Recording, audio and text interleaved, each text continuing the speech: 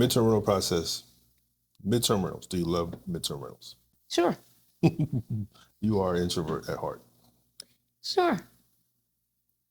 Y'all, let me tell you something.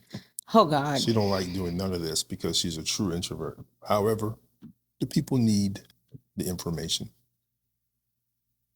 So we've been coming on live on TikTok for about 6 or 7 weeks, right? Talking about the midterm rental process. Are you amazed that people are actually like digging the whole process of dealing with or wanting to deal with traveling nurses, healthcare professionals, and professionals? Pretty much. Yeah. I know it was a theory for a long time, this whole concept. And even though traveling nurse has been around for a while. You said a theory?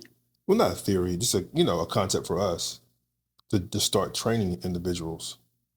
But I mean, to see that so many people are tired of the short-term rental, hustle and bustle, and they want to either rent out their room, their house, or whatever. It's pretty cool. Yeah, it's interesting to see that when we go TikTok live, that's what we get, that feedback. Right. And then when we put a story out there, put a header out there, it's like, bam, I've been looking for this. Yeah. So all the more, people on YouTube are looking for the same thing. It's just one channel, one engine. So what do you have to say about the whole process of midterm rentals?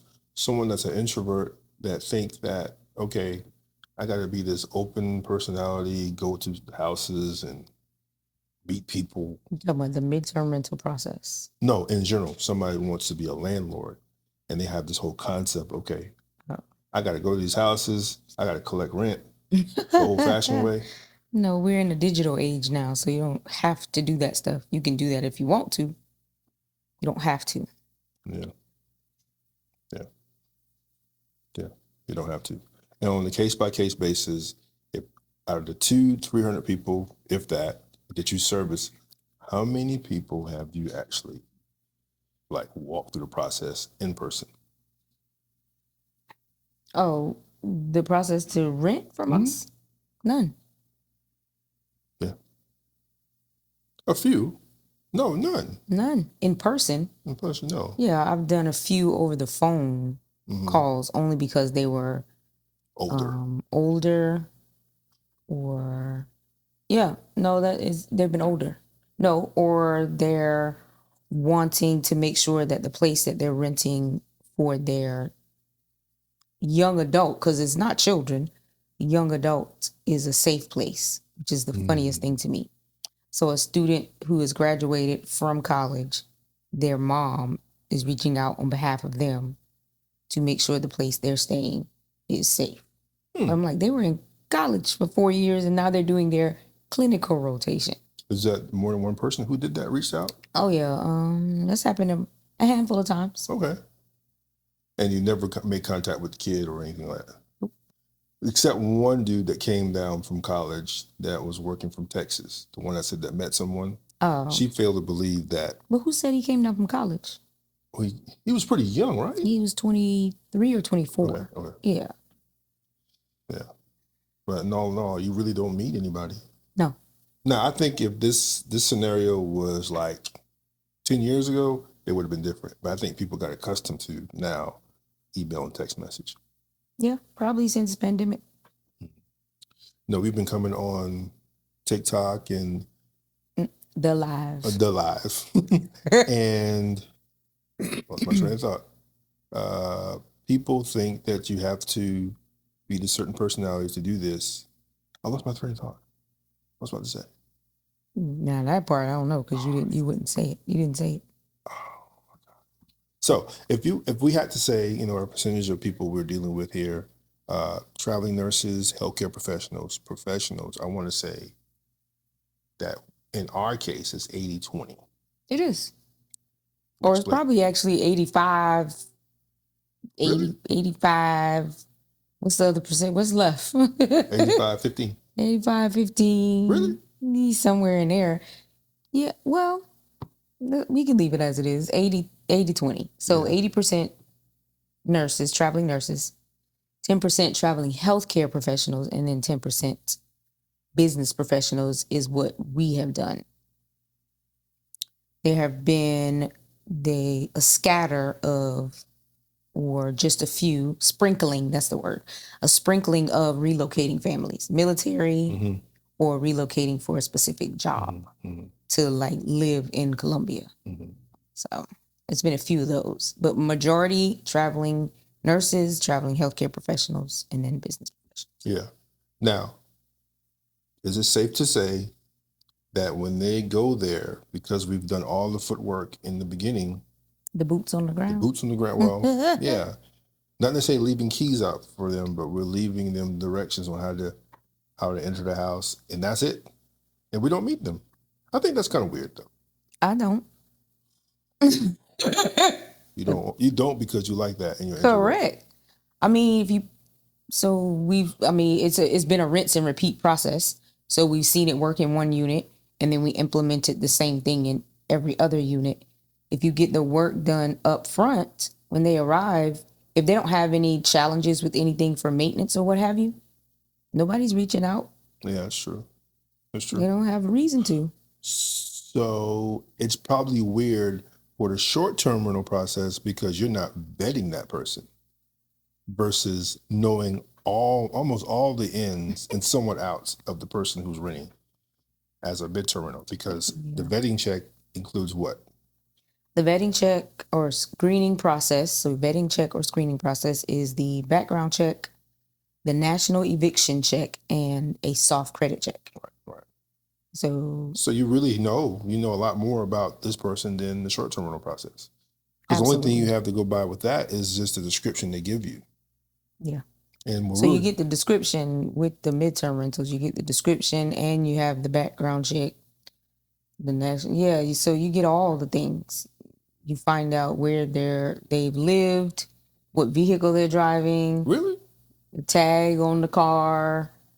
It's a lot of information in that process, in the application process.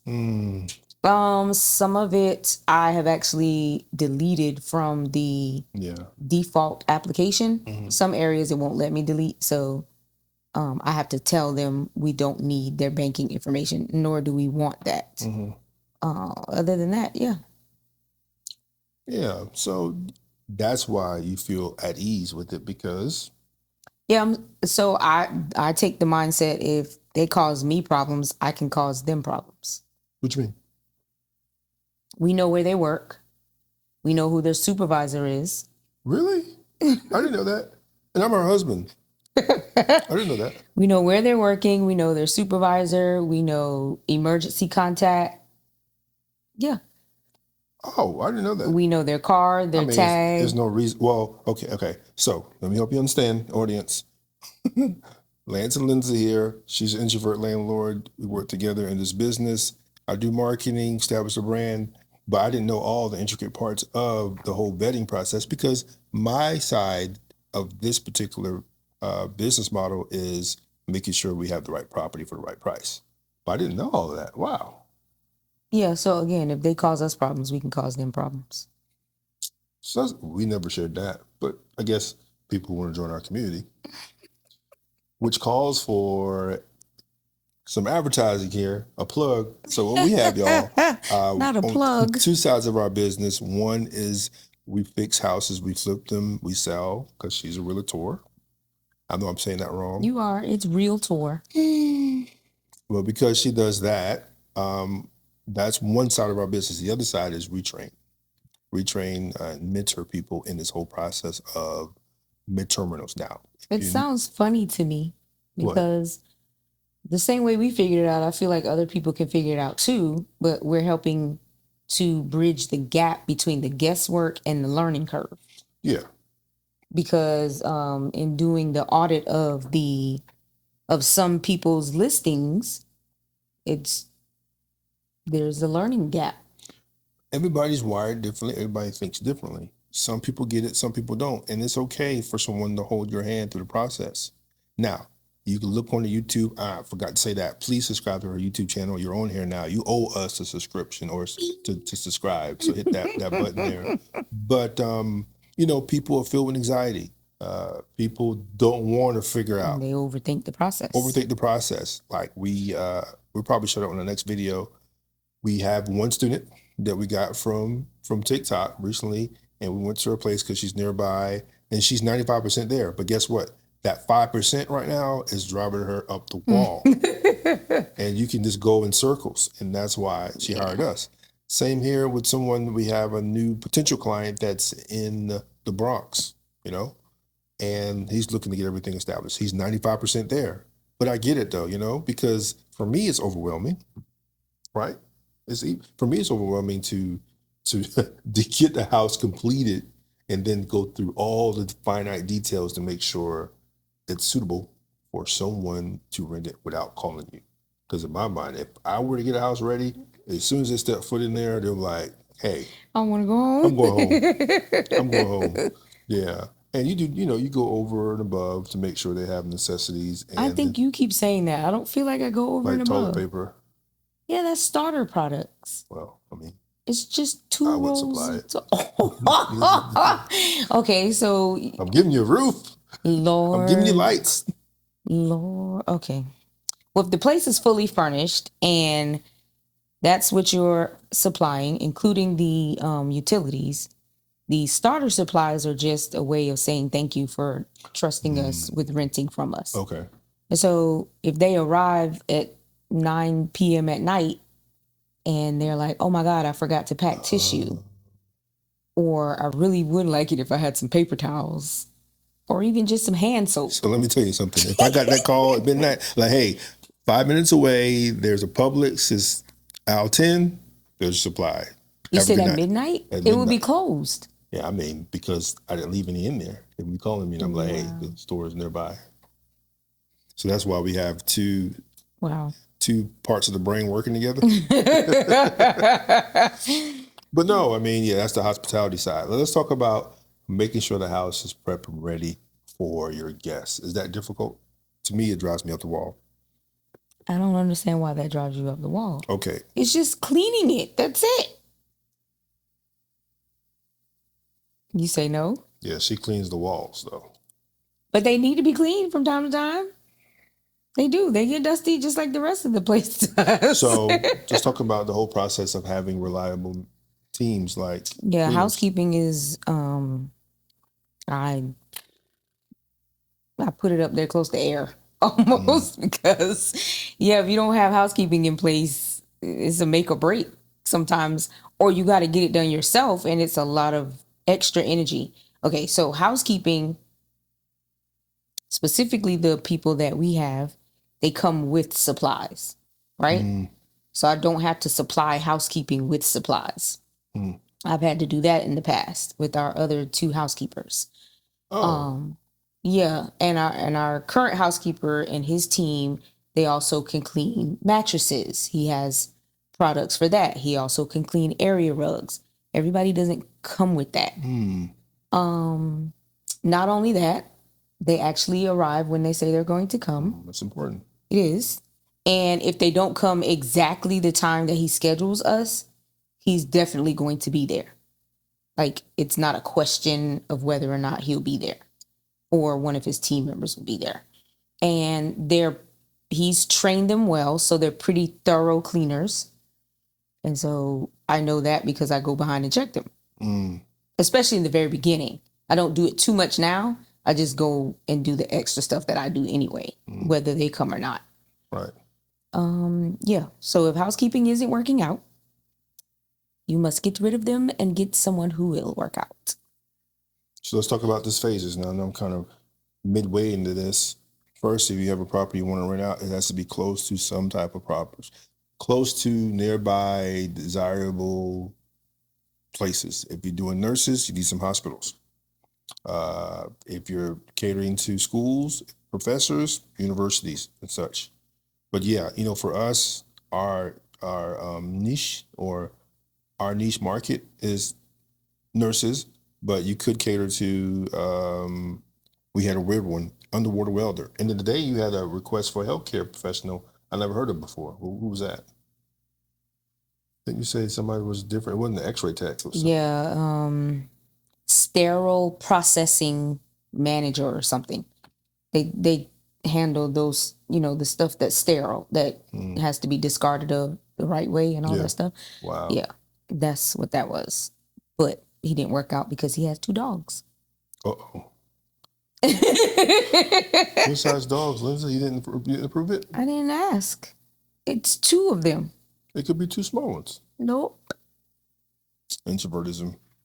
That's not introvertism. That's called protecting the properties that you purchased, that we purchased. Okay, so in some cases, people may want to bring their pets. You said plural. That's the problem. Talk about your pet policy. Now, this is not for everyone, but for her, this is her pet policy because of what she desires to happen with the properties. Go ahead. And the minute we allow somebody with more than one pet to rent our properties, and it turns out that they've damaged the property in any type of way, this man is going to have a fit. Reason why, when we deal with midterm rentals, thank God, for the most part, there's not a bunch of damage, when they leave. Not a bunch. There's never damage. Never damage. So they kind of leave the place in just as good shape as it did when they rented the property. So the policy is a no pet policy overall. The platform that we use to have our properties listed on, they can still inquire and ask, will we allow a pet? Or 2. There has been 4. Somebody had 2 cats, a dog, and a bird. And I was like, no way. All at once, one person? Yes. They had what? 4 pets. No way. Yeah, people get outrageous with this pet stuff. Especially when you're traveling. You do that at your own house. But like if you're traveling, yeah, never mind. So across the board, there's a no pet policy for our units. I have allowed myself to become more flexible with that for the purposes of keeping our units rented, especially during downtimes or slow seasons, I want to say. And that could just be like a month or 2. Who knows? It's never a set time. So I said, okay, well, if someone has a smaller pet, then it would be okay. A small cat, a small dog. That's fine. How much damage can the little tiny thing do? How much hair can they shed? You know what I mean? The cat thing has kind of messed with me a little because they do leave a lot of hair. I think, in part, she's allergic to the animals or the pets, so. Yeah. So, anywho, we have allowed in 2 of our units. Nope, 3. We didn't know about. Remember, his family would come and then they would bring their pet with them, their pet dog with them. That didn't work out okay. And we kind of established a whole new policy because of that. Right. You want to explain? So we had someone that ran our unit, underwater welder, that ran our unit for 11 months. And he stayed mostly by himself. And he was great. I mean, to be honest with you, he didn't have a whole lot of light inside the house because he was always underwater. So when he had, I guess, guests come over. I guess it was his family. The latter part of his stay, it got really, really rough with, I guess, the cleanliness of the house. Because when we got in there, it was totally opposite of how it started. And we had to get a deep cleaning. So I guess our policy now is they pay for the last cleaning. Yep. It just works out better. And we just added into the last rent payment. Right. So whatever that last rent payment is, then we do an upcharge for the final cleaning fee. So it's already taken care of. Right. It doesn't seem to be a problem because, I mean, I've let people I think it's probably a less thing that they have to be responsible for because maybe they want to leave the place clean. Yeah. And they get it clean. I think the last person who stayed there, it's funny, she brought a guest with her. They had a split. And because the person she brought with her wasn't as tidy, she was like, hey, you know what? Do you have a cleaner? I want to pay for this place to be clean. And she paid for it herself. She contacted them. So, okay, we can incorporate that. So, but if you're doing this is a tidbit for you. If they're staying for more than 3 months, 6 months, or 6 months to 11 months, it may be a good thing to schedule a rotation of cleaning every 3 months, so that when Complimentary. complimentary, so that when you get the property back, it won't be a property that's just got spider webs and all over the place, and it just be a mess when you get it. Agree? Sure. So yeah. Yep. So that's why we have that policy in place. Yeah, I think it's just a good thing to have. But overall, pros and cons when you're dealing with, let's say, traveling nurses. If your vetting process is done right, the only thing you hate is them leaving. Because in some cases you forget they're there unless they text you. And also True. this, if you're looking to do this, they normally pay ahead of schedule. A week, sometimes 2 weeks. Yeah, we had reminders we would send out, but now we just maybe 5 days before rent is due, we send out an invoice through our system, and they pay it like the next day. So it's really a good model, right? If you're looking to do something like this, because it's one of those things where I tell people on TikTok all the time when we go live, if you're looking to travel for 3 months, rent the house out if it fits. If you're looking to downsize, or you're looking to upsize, and you want your current house, maybe it's a starter home, to pay for your next, rent to traveling nurses or working professionals. You don't really hear people upsizing a lot. Yeah. I mean, I've heard we had some neighbors today who were like, hey, you know what? We don't want to go. They're downsizing. They're downsizing, but they don't want to go up the stairs anymore, and they want to buy something else. Now, if they want to rent their house out to a working professional, that working professional can pay for their next. That's just a strategy for you. Yeah. Would you agree? Yeah, if they're in the mood to do that. Right. They're retired, so they may not even care, and they may just go ahead and sell the other one. Mm-hmm. Another plug for you, if you're looking to do something like this, right? You can email us through the link on YouTube, or we may have a link already there established for you just to check out the course. It's lifetime access. You get one-on-one with us.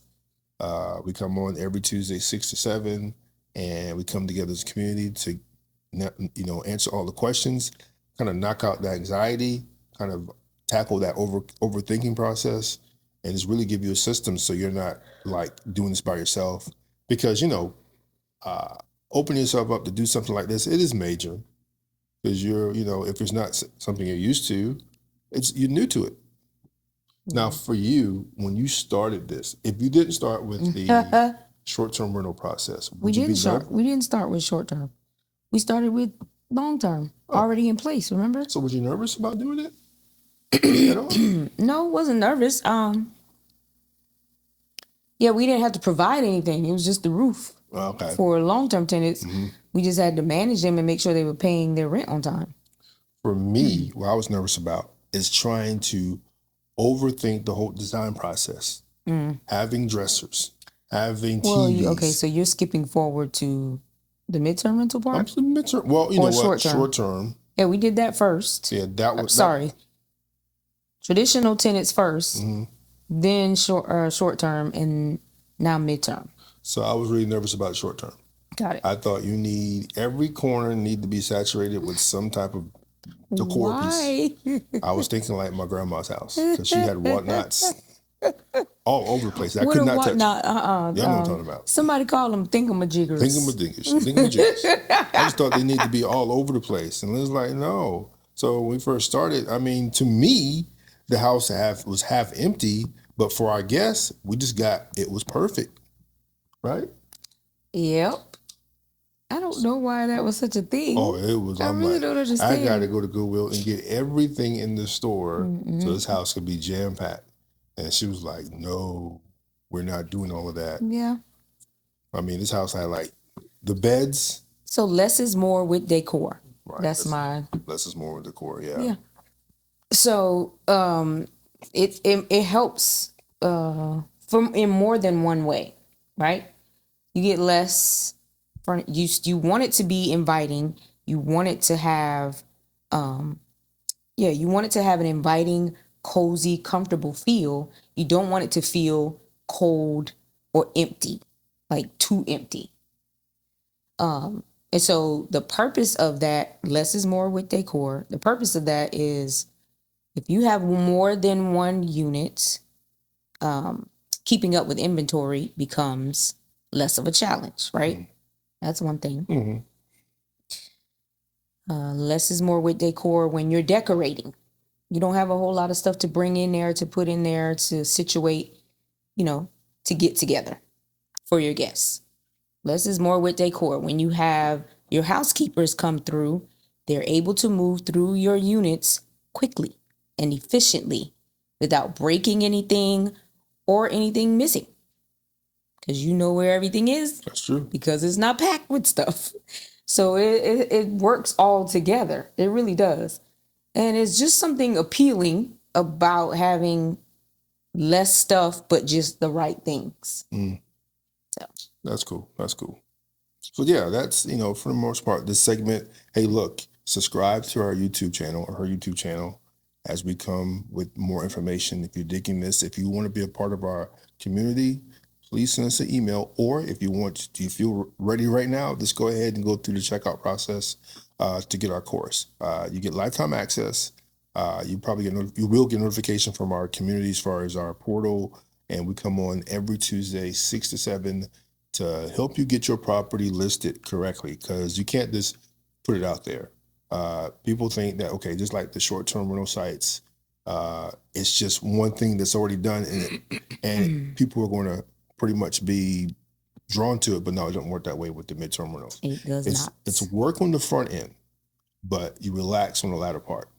So, and it is two different clientele. Would you agree? Absolutely. Your vetting process is going to tell you the clientele. So your location is going to get you bookings. The vetting is going to bring you peace. And then there's a situation. We got some slogans we need to trademark. Yeah, we need to go ahead and come up with some apparel, right? For real. Yeah, the Introvert Landlord apparel. You're right. Yeah. Okay. Yeah.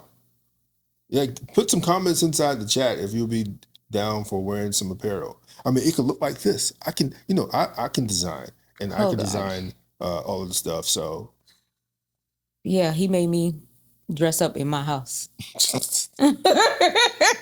Introvertism, right? So I got on heels in my house.